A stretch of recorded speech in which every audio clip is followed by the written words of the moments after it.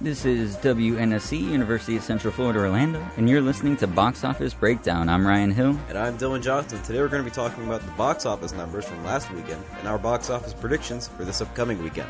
We're also going to be talking about the upcoming Captain Marvel and what else to look forward to in March. The time is 4 o'clock on March 7th. How was your day, Ryan? It was pretty good. I had a philosophy exam earlier today. Think I did well. Well, that's wonderful. What's the traffic like? For our parking availability, if you're going to be in Garage C, you might want to look out. That has 92% capacity, but all the other parking garages look alright around this time. Wonderful.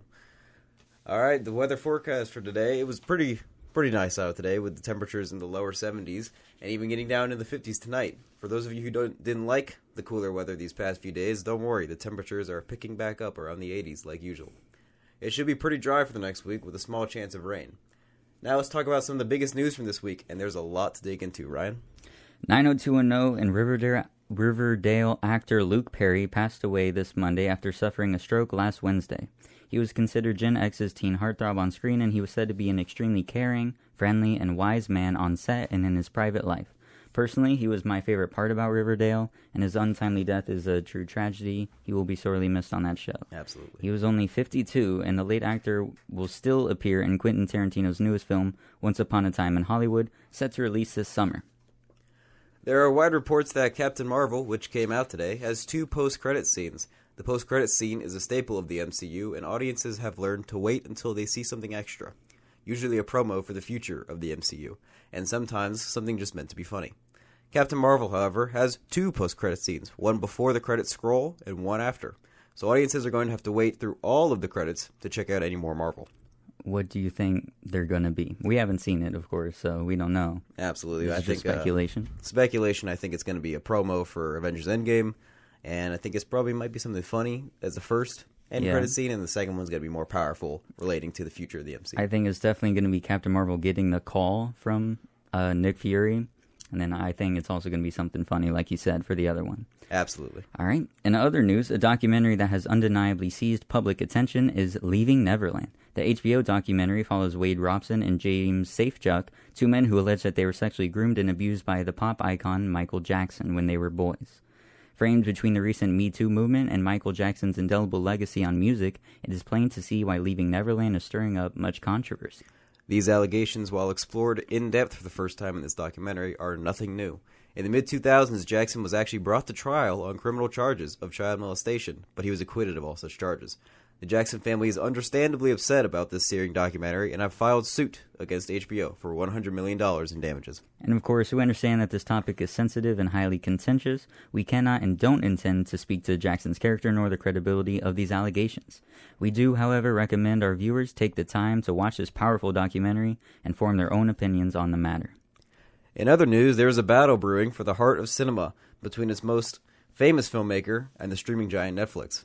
At the upcoming Board of Governors meeting for the Academy of Motion Pictures Arts and Sciences, Steven Spielberg, who represents directors for obvious reasons, is aiming to implement rules that would remove films from Oscar contention if they did not have a sufficient theatrical run outside of their distribution on streaming platforms. And that's right. Spielberg has been outspoken on the subject before, expressing his sentiment that movies that appear on services like Netflix and Hulu should be considered for the Emmys rather than the Oscars.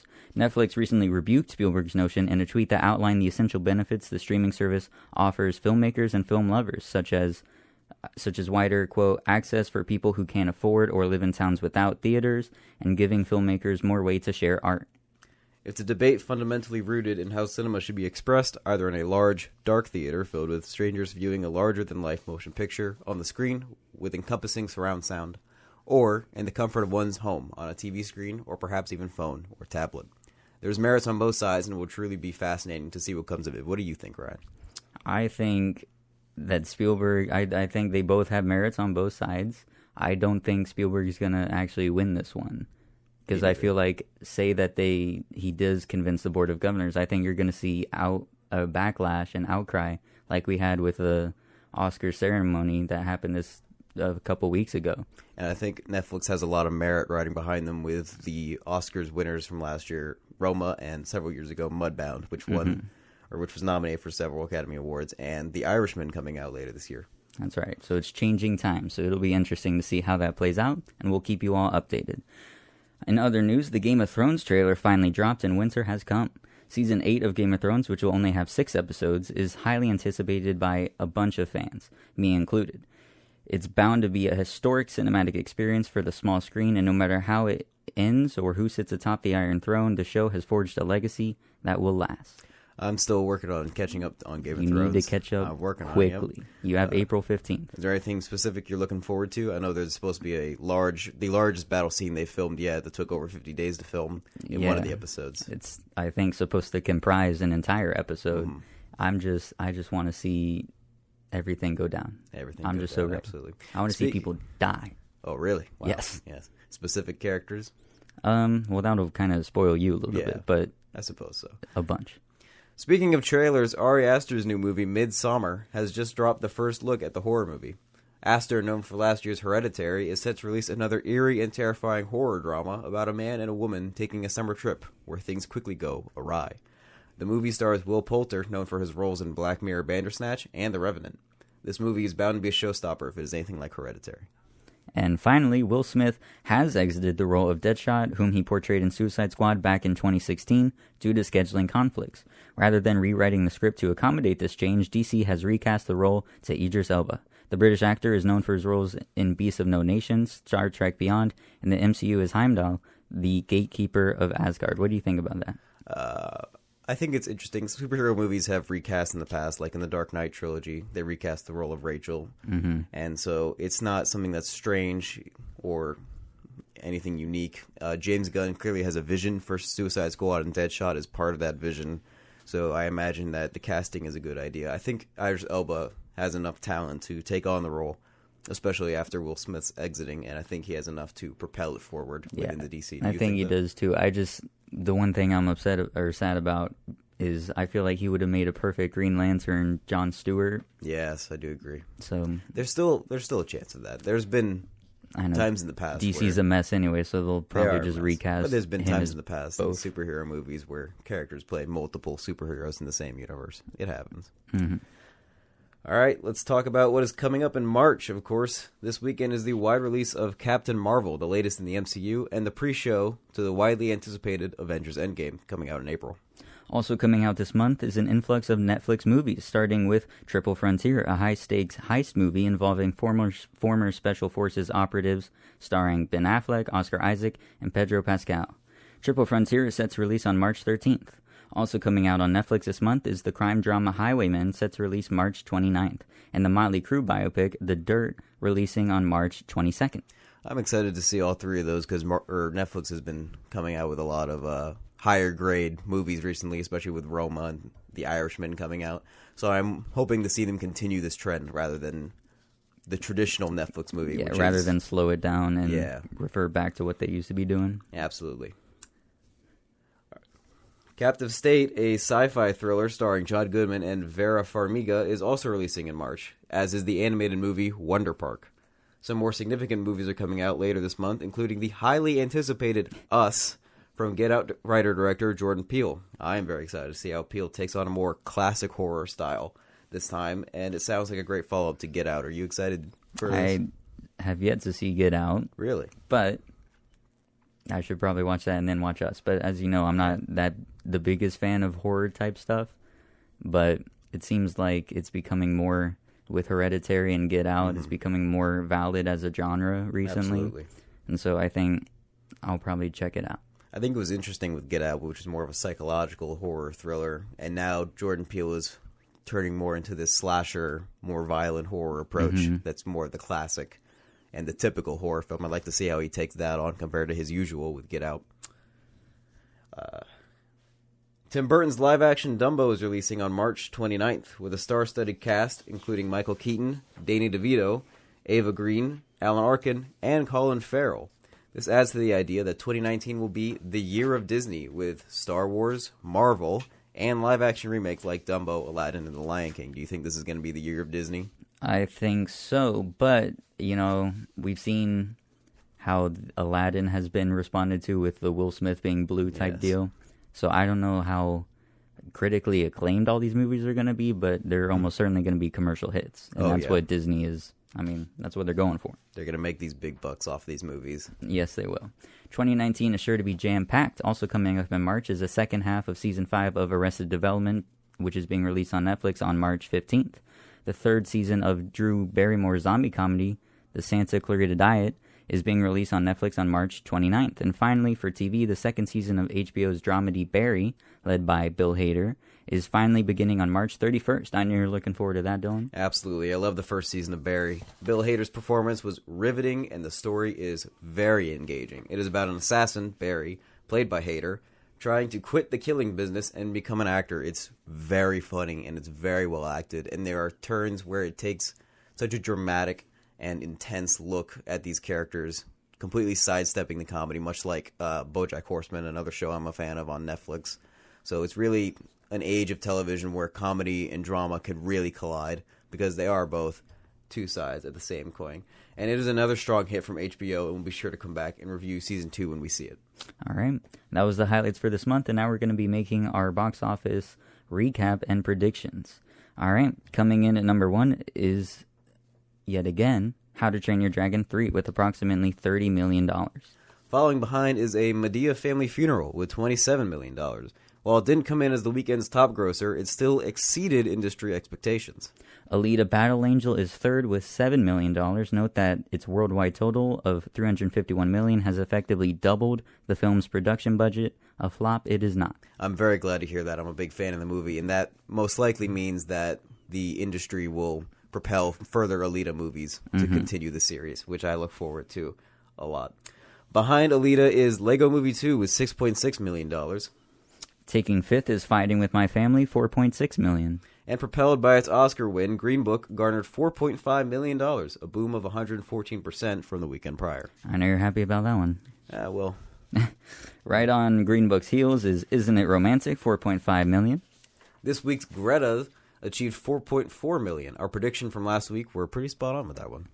In ninth is What Men Want, $2.7 million. Happy Death Day to You rounds out the list, but we should note that only a couple $100,000 behind it was Into the Spider-Verse, also a film propelled by its recent Oscar victory. That was this past weekend's box office broken down, but Dylan, what does it mean? It means that 2019 as a whole is trailing behind each of the past 5 years' respective grosses as of March 4th. That's right. Domestically, the box office for this year just hasn't kicked into gear. Overseas is a different story, however. Last week on Breakdown, we mentioned how important the Chinese movie market in particular was becoming. And it is important. If you need further proof, we've got it for you today. As of the past weekend, the number one movie worldwide in 2019 is The Wandering Earth, with $683 million. For reference, How to Train Your Dragon 3 is at $380 million only. The Wandering Earth will likely be in 2019's end-of-the-year top 10, even after movies like Endgame and Star Wars Episode 9. But you've most likely not heard of it. The reason why is simple. Sure is. The Wandering Earth, despite its clearly monumental success, is relatively unknown to us in the States because it's a Chinese film. Director Frank Wo's science fiction epic is a blockbuster produced by and made for the Chinese market. While this suffers from the same tropes we often find hindering Hollywood blockbusters, as some stateside reviewers were quick to point out, this film is an incredible achievement for Chinese cinema, but it is not simply limited to the Middle Kingdom. That's right. A couple weeks ago, Netflix acquired the rights to screen The Wandering Earth. This, of course, means that millions of film lovers that would otherwise be unable to see the sci-fi epic will be able to. No word on exactly when The Wandering Earth will be made available on the streaming service, but you can reasonably expect it sometime during 2019. Yes, and on the heels of Roma's validation at the Oscars, Netflix's distribution of The Wandering Earth further proves how it is widening the scope of accessibility to art house, foreign, and otherwise independent films. We are witnessing a truly innovative time in the history of the motion picture, Dylan. That we are. Shifting gears now to this week's box office, there is really only one movie to talk about, and it is none other than Captain Marvel. We'll bring you our box office predictions as well as our expectations and hopes about the movie itself right after the break. Here is AC/DC's Shoot to Thrill on WNSC's University of Central Florida, Orlando. All right, welcome back to Box Office Breakdown on WNSC University of Central Florida. Before the break, we brought up Marvel Studios' 21st outing, Captain Marvel. The film, of course, stars Oscar-winning actress Brie Larson Samuel L. Jackson is also reported to have a big supporting role in this film. Rounding out the rest of the cast is Ben Mendelsohn, Lashana Lynch, Jude Law, and Clark Gregg, who is reprising his role as Agent Coulson, which I'm very excited about. He should be in Endgame. Yeah, absolutely. Industry forecasts predict the Larson-led Marvel flick at a $150 million opening. Estimates vary, but this is essentially the ballpark that Kevin Feige and the rest of Marvel hope this film reaches. I think Captain Marvel is going to make... I don't think Captain Marvel is going to make up its $150 million budget in the first weekend, but I do think it will come in around 120. Yeah, I'll temper those expectations as well and say it'll hit around 135 million. It might very well surpass that marker, but I honestly think that's pretty generous in itself. Absolutely. Either way, it's going to make a lot of money. Yes. Speaking of Captain Marvel, the early reviews are in, but this time around, we have to be more cautious with what we hear. Why is that, Ryan? Well, within the past few weeks, some people on the internet have taken to besmirching the film without even seeing it, simply to attack the openly feminist Brie Larson. So much so that Rotten Tomatoes, the critic site, had to suspend activity with the movie due to overwhelming negative reviews. That being said, it is hard to trust most news sources about the film's actual quality. However, we have scoured and found some trustworthy reviews. What have we heard, Dylan?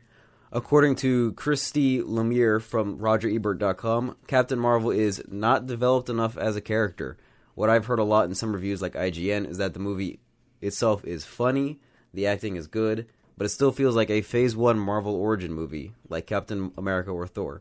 That might not be too fair to say, as by all means Captain Marvel appears to be better than Captain America and Thor altogether, but it's still held down by that necessary origin story.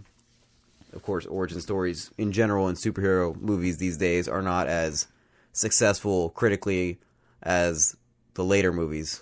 Yeah, but I think I've heard that actually it's a strength that it's an origin story, just because it's not... I mean, we know iconic heroes like Spider-Man, so we never need an origin story for him again. But personally, I'm not as familiar with the Captain Marvel origin story, and so I think it's a little necessary there and more forgivable. But still, it's a Marvel movie, and Marvel never lets us down, especially in recent years. We'll be sure to bring you our unbiased review on our next show, and if you would like to see it earlier, our review will be posted on DMJ Film Reviews via Instagram, Twitter, Facebook, and online. That is DMJ Film Reviews. With that being said, Captain Marvel will lead us into the climax of the last 10 years of Marvel with Avengers Endgame. We are all very excited to see that, and make sure to tune in on April 25th on Box Office Breakdown, where we will have our Marvel show. We will be recapping the last 10 years of the MCU and preparing for the new Avengers movie, and we'll also have some special Marvel superfans to come in with us and talk about it. Very excited for that show. We're planning a lot for it. Mm-hmm. But what happens after Avengers Endgame? Currently, we don't know. We have no idea what is going to happen in Endgame, and we don't know what Avengers are going to survive or not.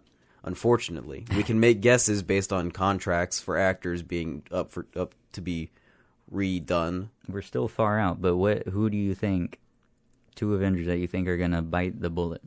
Captain America and Iron Man, Robert Downey Jr. himself and Chris Evans.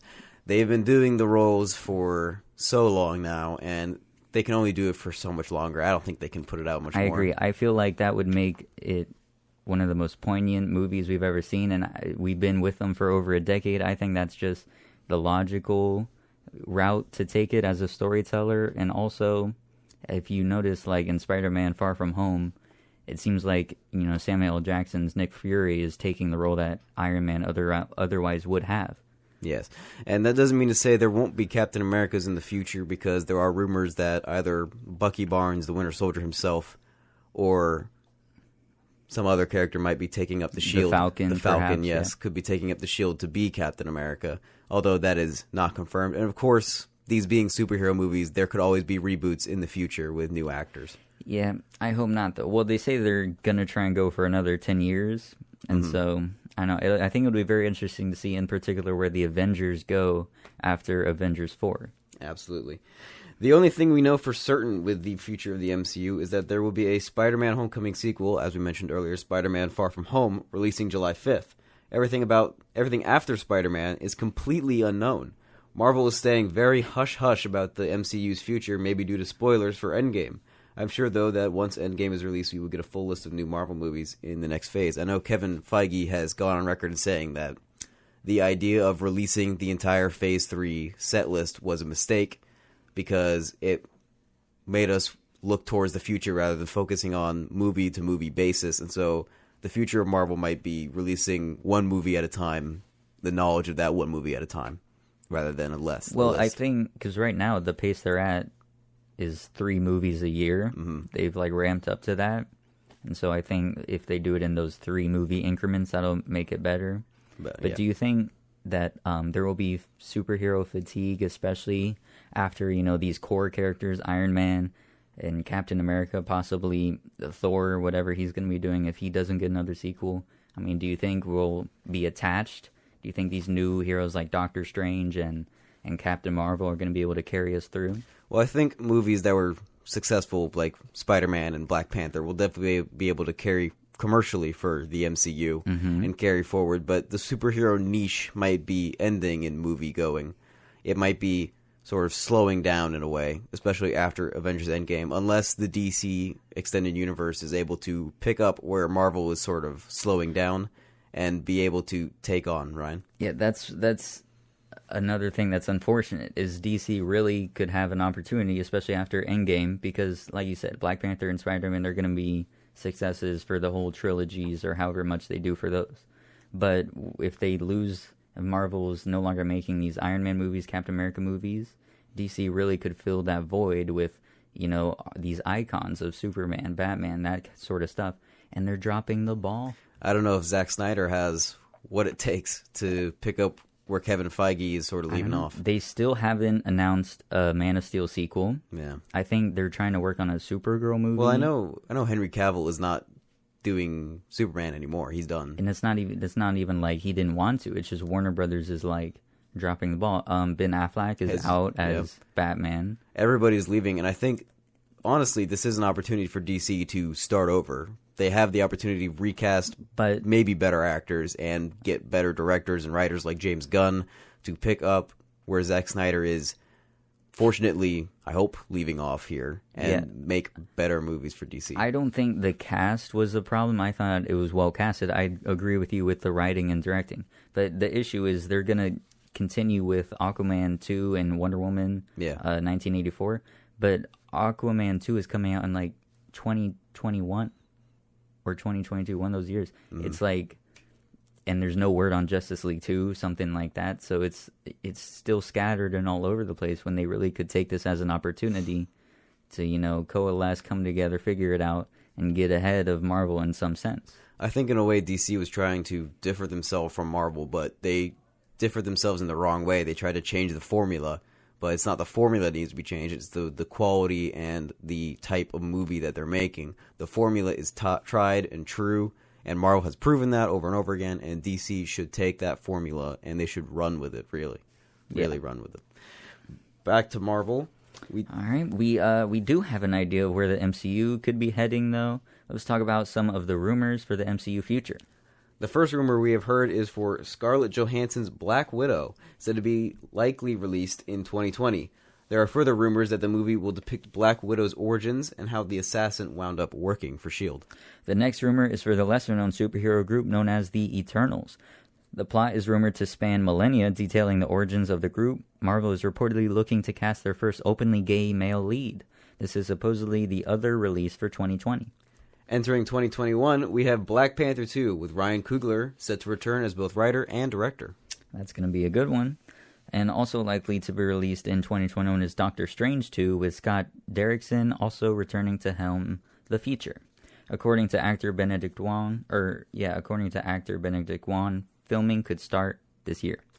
And of course, that supports the idea that it'll be released in 2021. And now moving on into some more unknown territory with MCU, looking to blend Asian and Asian American themes, Marvel is looking for an Asian or Asian American director to helm Shang-Chi. The character is known for his martial artist skills. He's the premier martial artist in the Marvel Comics. Dave Callaham is tapped to write the movie, and the project is deep into pre-production with no foreseeable release. And finally, Guardians of the Galaxy Volume 3 was expected to be released after Spider-Man Far From Home, but following the termination of Guardians writer and director James Gunn for offensive tweets, the project is on hold. The studio still plans on using Gunn's script, which is reported to have made several readers have strong emotional responses. However, Disney has yet to find a replacement to helm the project, and until they do, Guardians 3 is on hiatus. Gunn himself has swapped flags and now plans on directing and writing DC's Suicide Squad sequel. Do you think Gunn can save Suicide Squad? Again, I think it's just they're dropping the ball. I feel like they should have been able to keep Will Smith in that role. I feel like there's no reason to that had to happen. But with Idris Elba, it looks promising. We've seen what he can do with Guardians of the Galaxy. And so I really hope to see a good Suicide Squad film, no matter who's writing, directing it. Absolutely, absolutely. Well, with the future of the MCU, there are a lot of uncertainties. Several other theories have been thrown out about the future of the MCU, especially since Disney's acquisition of 20th Century Fox gives them access to the Fantastic Four and X-Men. Do you see Disney doing a Fantastic Four movie trying to finally make it right? I do not think so. That could. We were talking about, the established characters. I think Fantastic Four is more established than some of the characters you had just mentioned that might be filling out these future phases for Marvel. So I feel like that's something they could do is they integrate those characters, and that'll, have name recognition. That'll have us brought in. But the other side of the token is, well, we've seen all these characters already, like these past years, done with Fox.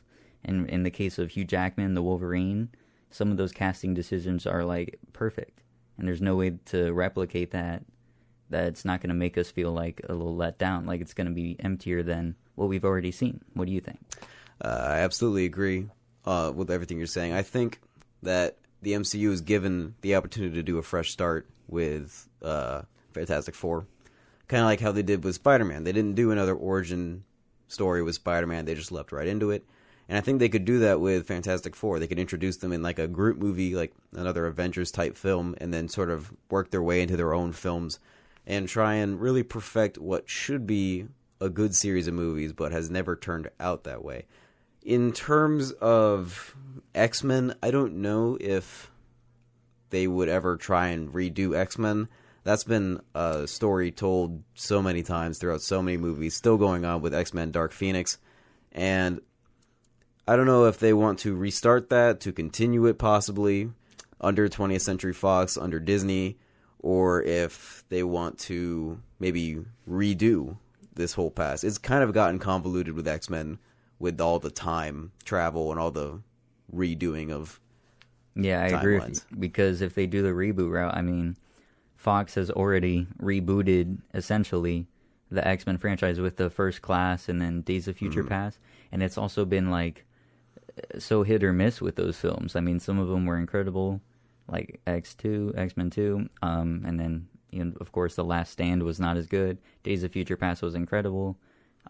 It seems like Apocalypse was not good, and neither will Dark Phoenix. We haven't seen it yet. Hopefully it will be good. Well, no. Some of it looks like a mess from the trailers, just because Apocalypse looked a mess, and that seems to be continuing that stream. You don't think Sansa Stark herself could take on the role of Phoenix? I don't think she's that great of an actor in Game of Thrones. No. Wow. She is probably the weakest of the Starks. I'm only on season 3, but I think she's a good actor. I think she's a good actress, but I don't know if she's, could she carry that show? To me, no. And, no. Obviously that's a ensemble, but I don't think she can carry that Dark Phoenix movie alone. But I don't know. It's interesting because, Sony obviously rebooted Spider-Man before Marvel took it. Mm-hmm. And so, of course, that precedent has been set. But is that something we really, really want? An X-Men with these new characters without the actors that really made the role for us in cinema? I don't know. I think that's something Disney is going to be looking at. There's also some other Marvel properties being made, like a Venom sequel is most likely in the works after leaving us with that cliffhanger from the first Venom. And there was a cliffhanger? Oh, there was. Yeah, there's a cliffhanger in Venom, and so there's most likely being works at Sony to develop a sequel to Venom. That's crazy. That almost made more money than any other Spider-Man movie. Which is ridiculous. Which is insane. Because That's there's so many better Spider-Man movies. Almost all of the Spider-Man movies were better. At least everyone except maybe Amazing Spider-Man 2. Yeah. But that's a whole other story. And I know Morbius is in the works, the story of the vampire from Spider-Man, led by Jared Leto. I know that's in the works with, I think it's Sony. Do you think that, because obviously we talked about on our first show, I believe, how Marvel on Netflix, the Netflix Marvel shows were getting the axe, and we don't know if they're going to go to the Disney streaming service or not. Do you think that possibly those could make the jump into the movies? They could, like the Punisher. Like Daredevil or something like that. I highly doubt it, though, because these are built in to be TV shows, because we know from DC with their TV shows and movies, they have two different Flashes happening at once. They have the TV show Flash, and then they have the movie version of Flash. And I think Marvel might be doing similar. Which doesn't even have a movie coming out. Ezra Miller's Flash, that's not even like that's not happening anymore? I don't understand. Well, it's not announced on their slate. I think it's still in discussion, and it will. I think they're looking for a director to helm it. Is that what's working right now? But I think it will happen, because I know they're working on a Cyborg movie. I don't think that's going through either. That's not going through either. If they can't get The Flash or Man of Steel 2 or... Well, DC's a mess. I will correct. All I know right now is, for DC, is that they have... Very correct. All I know right now is that they have The Suicide Squad, which is the worst sequel title I've ever heard, because the first one was Suicide Squad, and now the second one is The Suicide Squad. Yes. Because the first one wasn't The Suicide Squad. It was just a Suicide Squad. And I know that they have Birds of Prey coming out with Ewan McGregor as the antagonist, Black Mask, which we have 2 thumbs up for, because we love Ewan McGregor, and several other characters, including Margot Robbie reprising her role as Harley Quinn. That should be an interesting film. But again, it's like they should have these slates much better than just one Wonder Woman sequel, one Aquaman sequel, Birds of Prey, The Suicide Squad, the Batman Joker, and that's it. Are you looking forward to the Joker with Joaquin Phoenix? I think it'll be... Because I read somewhere it's earlier an origin this story, week, isn't it? Yes, it's and an origin story like about the Joker, and it's more of a drama-centered story than an action movie. I like that aspect of it. I Yes. think that'll be conducive to what they're trying to do with it, but I don't know. I mean, obviously, Heath Ledger's take on the Joker in The Dark Knight Of course. was incredible and will always be the standard that we compare Jokers to. Absolutely. I think Joaquin Phoenix can do a great job with it, but I just don't know if, like, unclouding, the mystery behind the Joker, is that smart of a move? I mean, do we really want to learn about him before he was the Joker?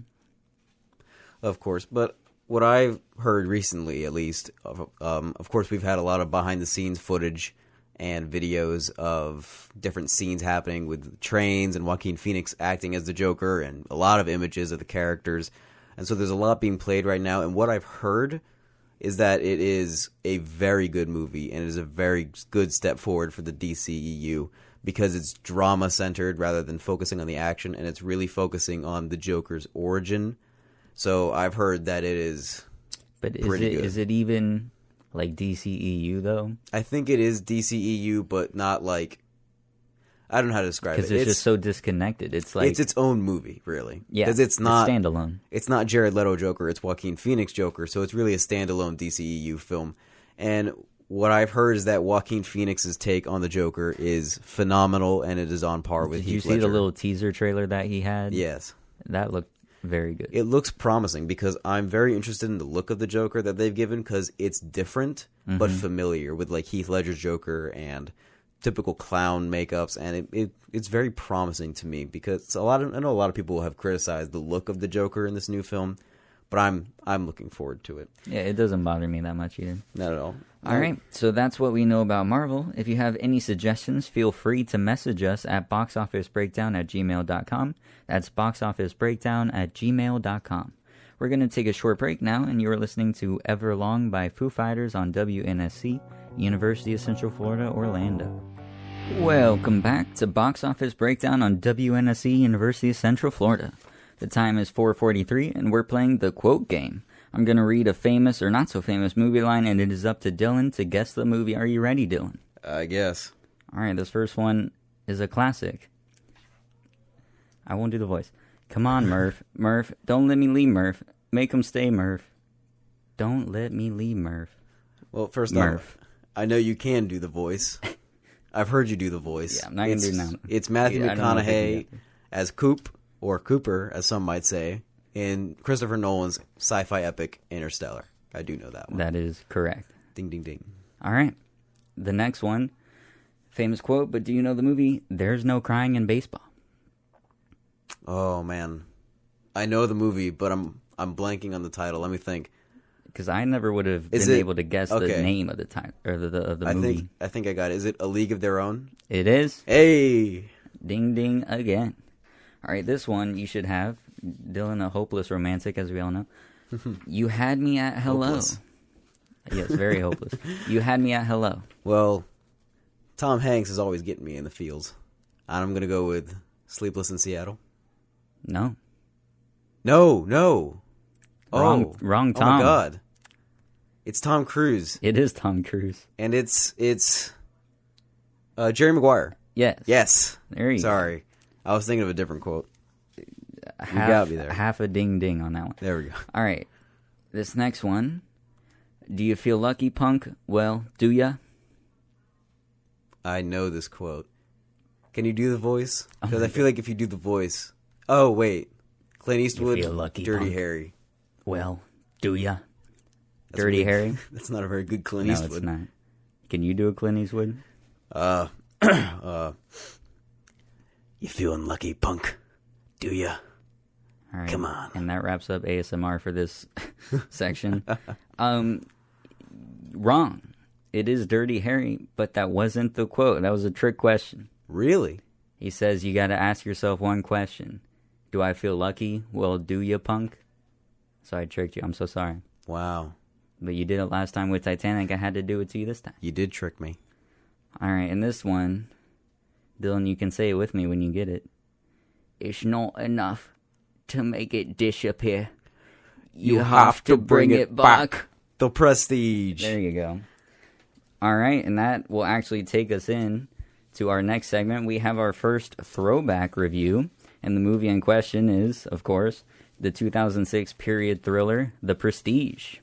The Christopher Nolan directed film features a captivating story. Two rival magicians compete in an ever-escalating feud that begins to endanger the lives of their loved ones, as well as their own. Hugh Jackman and Christian Bale star as the magicians, and the phenomenal supporting cast includes Michael Caine, Scarlett Johansson, Rebecca Hall, and David Bowie. David Bowie. I truly enjoyed this film. It is chock full of twists and turns that kept me on the edge of my seat. Of course, the cast and story were masterful, and this is unsurprising based on who was at the helm, Christopher Nolan, of course.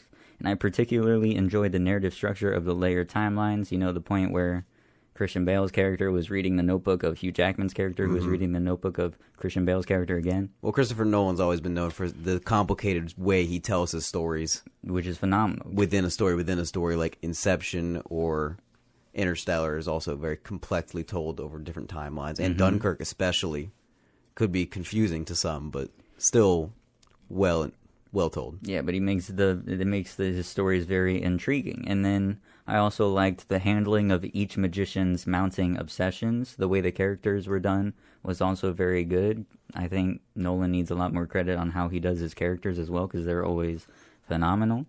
And the climax of the film was intense and illuminating, and it was a wonderful payoff. What'd you think? Well, I absolutely love The Prestige, and it is one of the best films of 2006, much better than the other magician movie, The Illusionist, Edward Norton's The Illusionist, that also came out in 2006. The story is intriguing and immersive, and I found myself in a conundrum between the two magicians. Every time one of them engaged in a revenge scheme or took action against the other, I found myself shifting sides almost. However, I believe that ultimately there are no good guys in this movie. They are real people, and I found myself empathizing for both of these characters, but not really sympathizing for either. Does that make sense? I relate to what they do, and I relate to their actions, but I don't sympathize for their causes, because they're both just equally unjust. Yeah. Absolute I can agree. revenges.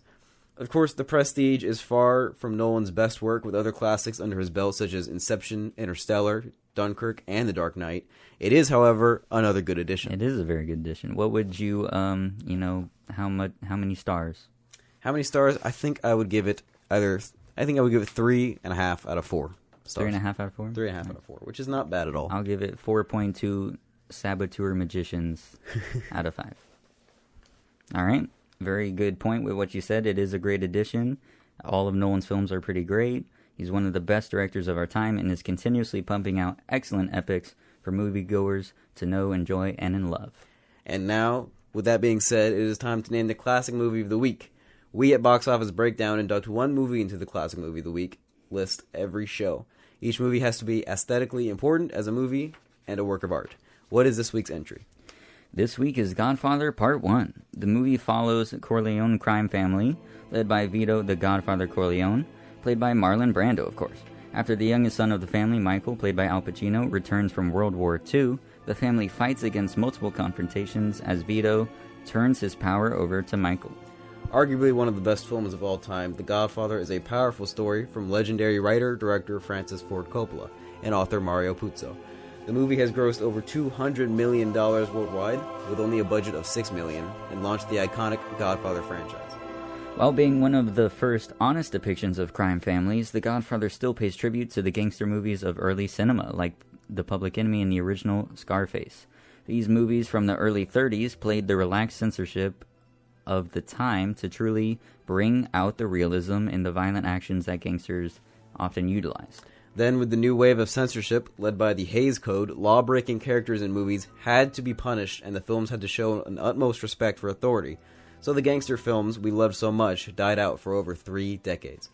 When The Godfather was released in 1972, it was a reimagining of the genre that ultimately reinvigorated crime films and inspired movies for years to come. In the action style of cinematography paired with the realistic acting and the semi-relatable problems in the characters' lives, and it gave it a more intimate look at the families of crime. That was our movie of the week. Now let's look ahead to the weekend and give out some recommendations. Of course, this weekend we strongly recommend seeing Captain Marvel because Marvel Studios never lets us down. And it is going to be a big one, leading us right up to Avengers Endgame. You might as well see it for the post-credit scene alone. I know, that's why I went to see Ant-Man. Of course. If you're looking for something else, still, we suggest Alita Battle Angel as an exciting sci-fi adventure flick. If you're looking for something less intense, some of the Best Picture nominees like The Favorite and A Star is Born are still in theaters. I'm hoping you go see The Favorite at some point. Listen, I tried when y'all went to see Alita Battle Angel. I was trying to find The Favorite, and I couldn't find it in any thinning theater. out of theaters, absolutely. But I do know that the DVDs are in release now, as of March 5th. So if you want to buy a copy or rent one from Redbox, they most likely have one too. Yes. All right. And you cannot go wrong with a good animated movie like How to Train Your Dragon 3, The Hidden World, or The Lego Movie 2, The Second Part. Also coming out this weekend in select theaters is the Apollo 11 documentary, as well as Gloria Bell, the new Julianne Moore movie. I know both of which are starting to be very critically acclaimed. I know people are very intrigued by the Apollo movie, especially after First Man from last year. And I know Julianne Moore's movie, Gloria Bell, is supposed to be riveting and very intelligent, although the fans, the casual moviegoers, are not as intrigued into it as the critics might be. Yeah, so it's really up to you. And to book in our show with a little bit of news that we didn't cover at the top, The Arrow, the CW show for DC, which features Green Arrow, it's actually been announced that it will be ending after its 8th season, which will happen this fall for a limited run of 10 episodes. Have you ever watched that show? I was very enamored with Arrow for the first 2 seasons, and then I lost interest. Not because it was bad. It's a very good show. The characters are well written and well acted, and the action is riveting, but I found myself enamored with some other shows. Yeah, I agree with you. For those first 2 seasons, I thought season 1 was good. Season 2 was a lot better. And then it was a gradual, going downhill. Recently in season 6, they, picked it up. They sort of reimagined the show a little bit. But it's felt like more of a chore to watch it recently. And I've been had much more fun watching stuff like The Office rather than, Arrow or the other CW shows like The Flash and Supergirl and stuff like that. So it'll be interesting to see now that, because Arrow was the first one, it led the way. It'll be interesting what happens with the other ones. Do you think that this could be the end or the thinning out of superhero TV shows, with all of the Netflix Marvel shows dying out and the DC shows on the CW and other channels are starting to thin out? I think that's an interesting question because, like you said, the Netflix Marvel thing's happening in Arrow, which I think started all of it 8 years ago, I think it was. It came out, and of course, after that, the CW show started pumping out, then Daredevil followed suit. And so it'll be interesting. Maybe that's a kind of poetic thing now that it's being thinned out across the board, that Arrow, the one that started it all, is also getting booted. Do you think that Disney Plus will be quick to bring some new Marvel shows in? Like, maybe picking up... We talked about this a little bit last week, about picking up some of the dying out Netflix shows and possibly making new ones, because we know that there is a slew of Star Wars TV shows coming in, especially with The Mandalorian on the new Disney Plus streaming service. Do you think they'll take a hand in Marvel as well? I don't know, because they still have a lot of Marvel characters, but they're always going to... I mean, they've already expended all the A, B, and I think C characters now, so it'll be getting more obscure. That doesn't necessarily mean the quality won't be good, but can we just talk about the streaming service, and if they put Kenobi in a TV show instead of its own movie, I will be livid. I don't know if Ewan McGregor would sign on for a TV show. Maybe if they offered him a big enough paycheck. He's an incredible actor. He is an he should incredible not, actor. Settle for that. He would make the big bucks. I'm telling you, it's not like a solo story. If they had a good director and writer, I mean, he's a phenomenal actor. The character is iconic. I love him so much. He deserves his movie. I know you're fighting for a movie. Me, personally, when it comes to Star Wars, I'm looking for a Qui-Gon Jinn story with Liam Neeson. Yeah. We did not get enough of Qui-Gon Jinn. He was out too soon, and I was too intrigued by the character, the person who made Obi-Wan the man that he is, and that works side by side with Yoda. I'm very intrigued to see how his story unfolds, as well as some other minor characters, maybe from the Star Wars books. I know I'm also interested in Darth Maul a lot. I've read a book about Darth Maul, his origin story. Possibly, if they continue with the solo Star Wars story, if they do it, I don't think they're going to do a sequel for that. But if they were to do like a Lando movie, which again, I don't think that's really going to happen. But obviously, spoiler if you haven't seen it, Maul appeared in Solo, which obviously takes place after Episode 1, where he was introduced and supposedly killed. I think that was sort of more along the lines of promoting the animated show Star Wars, was it Rebels? I think that was more of like lining it up with that show. That I haven't seen that show, but I think it was more to line it up with that. I haven't seen it either, because they had Star Wars, the Clone Wars, and then they killed that show so they could do Rebels. That was a good show. Which was terrible, and now they're reviving the Clone Wars. Good. But yeah, they had Maul. For if you were a fan of the Clone Wars, and we knew for a long time that Darth Maul, did survive, but that wasn't revealed or like well known by the general audience. And so I think that was a shock, and now many people are going to be like, well, what the heck? Why'd we do that?